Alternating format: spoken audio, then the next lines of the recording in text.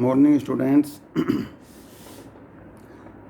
12th class biology lesson number 3 जो आपका मानव जनन चल रहा है उसमें मेल और फीमेल रिप्रोडक्टिव ऑर्गन्स के बारे में एक्स्ट्रा कुछ और प्रोसीजर जो होते हैं उनके बारे में अब चर्चा हम कर रहे हैं। पहली वीडियो में गैमेटोजेनेसिस युग्मक जनन के बारे में आपको बताया गया था। आज हम शुरू करने वाले हैं आतर्व चक्र, इंग्लिश में जिसको बोलते हैं मेनेस्ट्रस साइकिल। प्रोसीजर को इसको मेंस्ट्रुएशंस कहते हैं सिस्टम को। और ये साइकिल का जो चक्र जो है, ये साइकिल जो है इसको मेनेस्ट्रल साइकिल कहते हैं।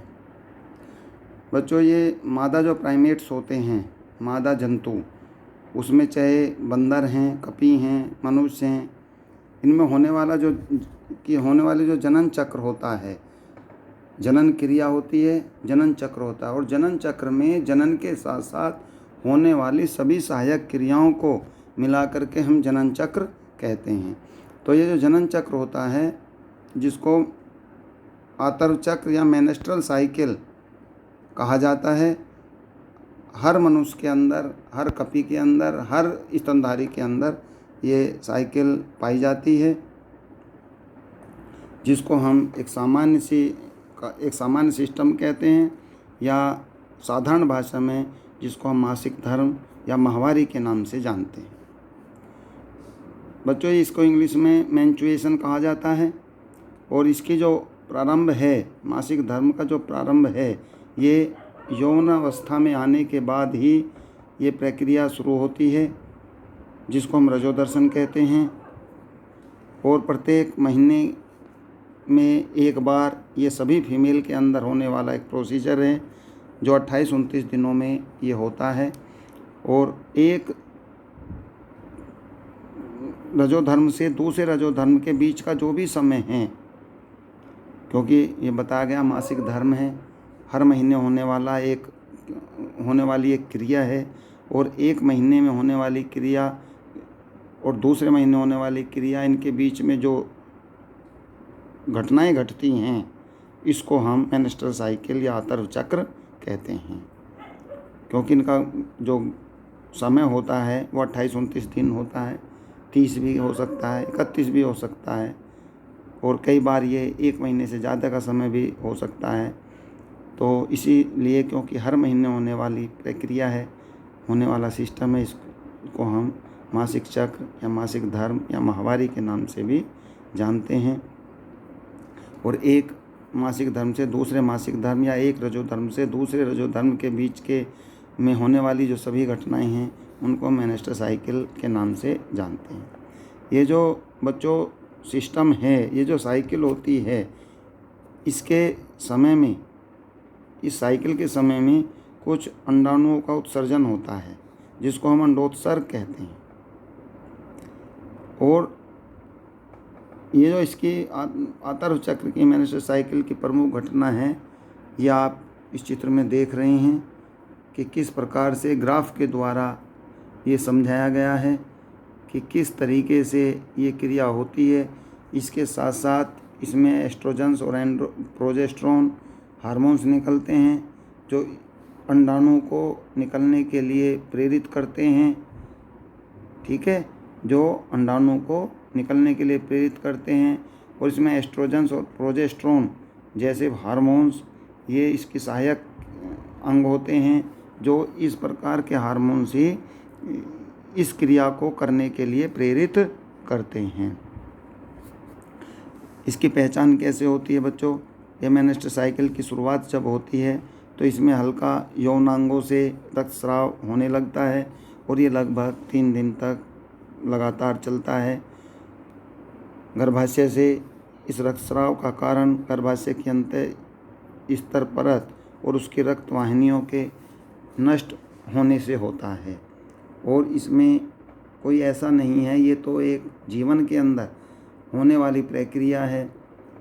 उसी तरीके से बच्चों को इसकी जानकारी होना भी बहुत आवश्यक है कि जब ये क्रिया होती है तो पूरा शरीर एक प्रकार से चेंज हो जाता है, शरीर में बदलाव आने शुरू हो जाते हैं, और 3-4 दिन तक हमें जो है उन बच्चों की विशेष देखभाल में रखा जाता है, विशेष देखभाल करनी होती है जब ये मासिक धर्म या रजोधर्म की क्रिया होती है।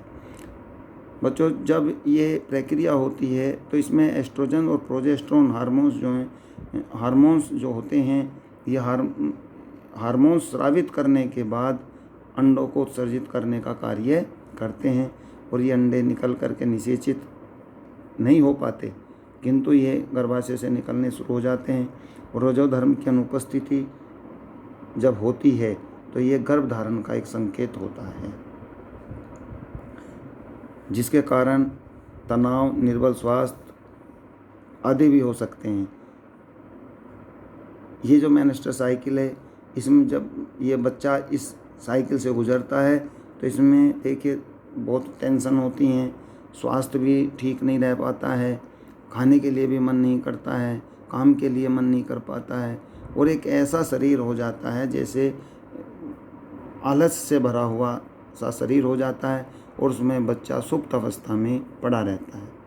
किंतु ये सभी बच्चों में, सभी मादाओं के अंदर होने वाली ऐसी प्रक्रिया है जो एक जीवन का अभिन्न अंग भी होता है और जनन क्रिया का एक अभिन्न अंग जिसको माना जाता है, जिसका होना बेहद ज़रूरी होता है। बच्चों, जब ये अंडाशय और गर्भाशय के ये परिवर्तन होते रहते हैं तो ये पीयूष ग्रंथि जो हमारी पिट्यूटरी ग्लैंड्स है, जिसको इंग्लिश में पिट्यूटरी ग्लैंड्स कहा जाता है, तथा अंडाशय हार्मोन्स जो मैंने अभी आपको नाम बताए थे, एस्ट्रोजन्स और प्रोजेस्टेरोन की मात्रा के स्तर में बदलाव से प्रेरित होते हैं।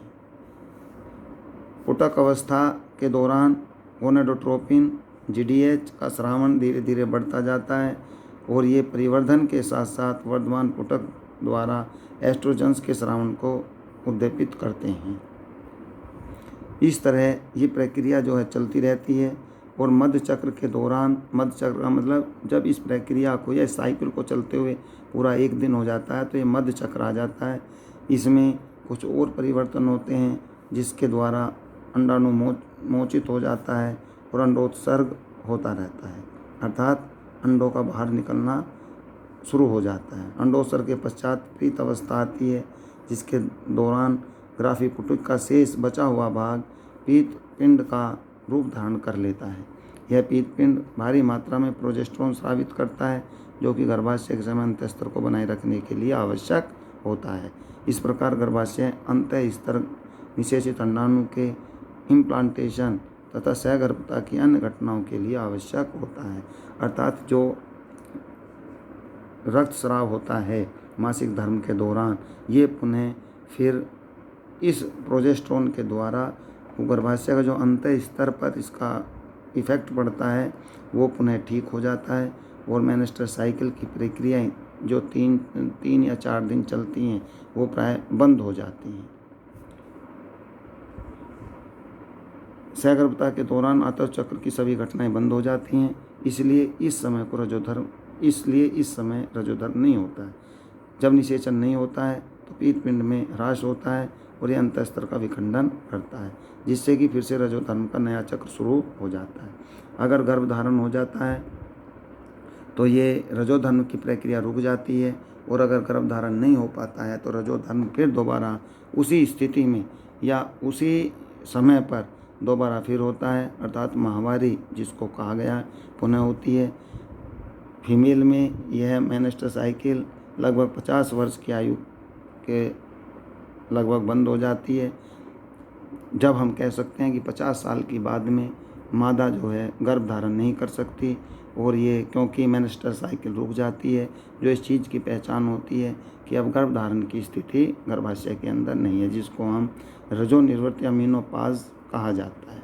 इस प्रकार रजोदर्शन से लेकर रजोनिवृत्ति की अवस्था में चक्रीय रजोधर्म सामान्य जनन अवधि का सूचक है।